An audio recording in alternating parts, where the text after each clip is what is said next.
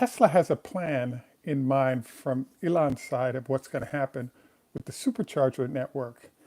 We wanted to kind of, in general, review what's been going on, including the layoffs in that space. And then what we wanted to do is ask you guys to weigh in with your opinion to Elon on Twitter, or I guess X at this point, in terms of what should be done. This is Greg for Teslafaninsight. Thanks once again for joining us. If this is your first time, welcome. If you're a repeat visitor, welcome back. We also want to thank our Patreon supporters. If you enjoy the show, would like more information on better investing and trading, please join us on Patreon. We also want to note to you that your likes and subscribes and comments are also helpful to the channel and are greatly appreciated. So it's tempting to go from, the beginning to the end rather than the end to the beginning. So as you know, the number one reason probably that Tesla has been doing fairly well despite major issues for other manufacturers is the supercharger network. As Elon pointed out, there's a concept that the company operates under called first principles of physics.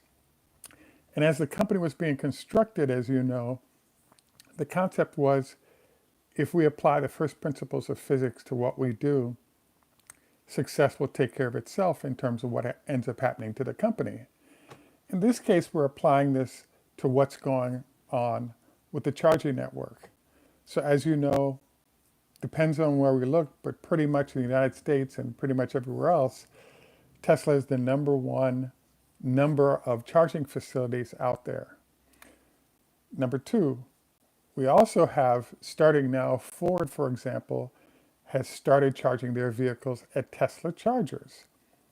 I think, expanded use sounds like a good idea. And there seems to be a question mark about whether or not use by non-Tesla vehicles at Tesla charging facilities should get a premium charge because it enables Tesla to help pay for it, and the additional revenue sort of adds success-wise to the company in the process. Number three, there's an interesting problem that's emerged, which is real estate prices are spiking, and the competing entities are going to have to pay for, in some way, access to real estate, and then B, the manpower and capability to build their facilities. So Tesla has a market-leading advantage in this space.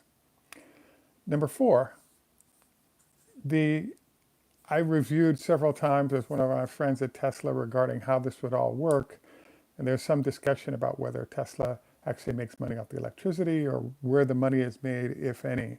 It's clear that there's revenue that's moving there, but obviously Tesla doesn't power up most of its chargers, even though in a few cases there are solar panels that are helping to feed electricity into vehicles that are being charged. So the next thing that's coming up is, as you know, Tesla just terminated pretty much all of the folks that were building and expanding the charger network, as well as, I'm told, the folks who do the repair work. Now, I feel like this is a very strange move because when you have one of the primary reasons that you're successful as a charging network, why would you stop constructing more, A, and B, run the risk of dropping from that 99% uptime reputation that Tesla has developed over time? And the answer is, I don't think that makes much sense because it's your market differentiation.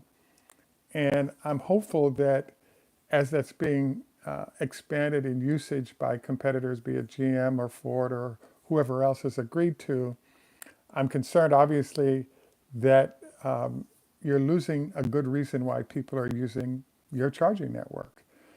So I have to admit that today my goal was really to rapidly run to this whole discussion of,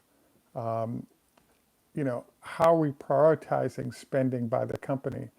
Clearly, the 10% reduction was an illustration that Tesla was expecting its sales to stay at a certain level, and the addition of the Cybertrucks wasn't necessarily boosting numbers dramatically.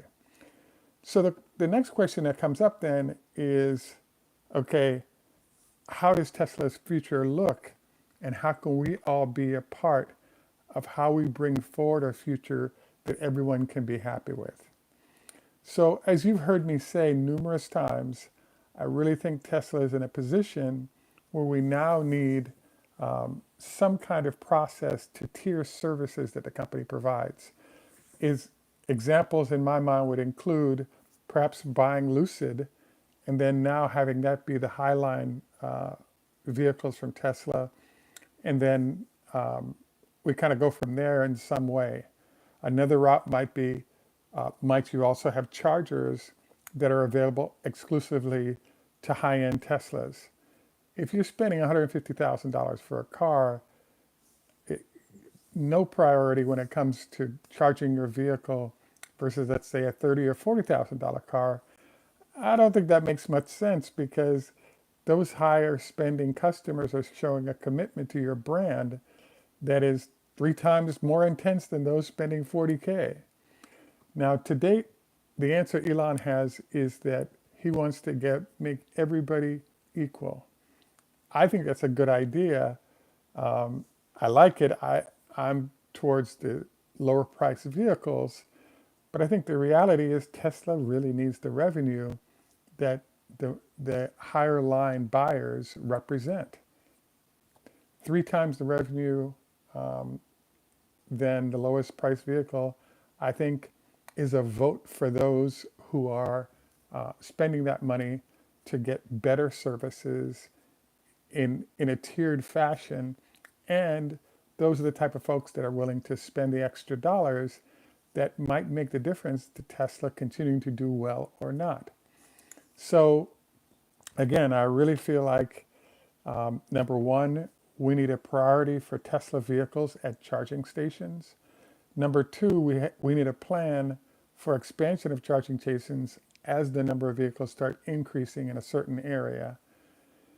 Number three, I really think we, relative to charging, need the same sort of solutions that Shanghai is seeing, where Tesla is actually renting 1 or 2 floors of parking spaces exclusively for charging of electric vehicles. I think would be huge and really, really make a difference.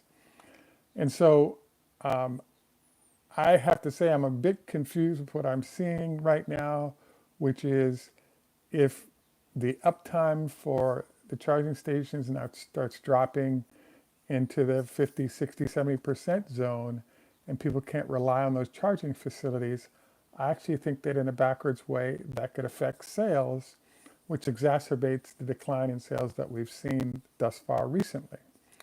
So finally, I just wanted to request that you take time to drop a note to Tesla's CEO, Elon Musk, on X and explain that we really need a way to maintain what's going on with the charging stations, because it's a critical issue for success for that brand.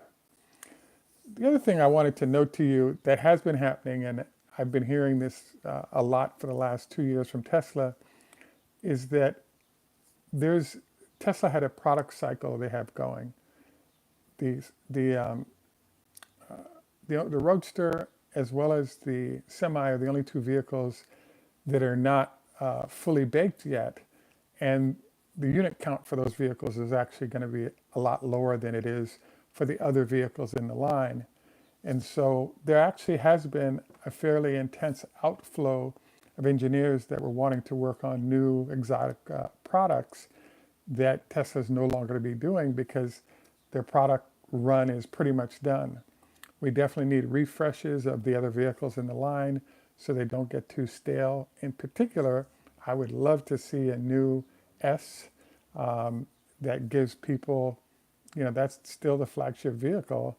And yes, we do have Model Y outselling it, but I still think it deserves some product design TLC, which we have not been seeing. So, at any rate, I'm hopeful we get some changes of the sort I've discussed. Again, we'd like to request that you take time to send a note to Elon or X that we really need to maintain the Supercharger Network, because I think it's a critical part of the underpinnings of the success of the company. At any rate, next we'd like to get into our health tips for the day. As you know, I've been obsessed for the last few shows about the whole concept of liver damage, and the fact that we have a doctor that recommended that we increase the amount of number of days, i.e. 3 or 4 days a week should be no meat days, giving your kidney an opportunity to rest, and therefore it gets healthier with that rest. At any rate, thanks once again for joining us. This is Greg for Teslafaninsight. Tschüss, au revoir. Hitro, ni hao mo, konbanwa, arrivederci, namaste. And in Jamaica, we say enough respect, walk good man. Thanks for joining us. Have a great day, and bye for now.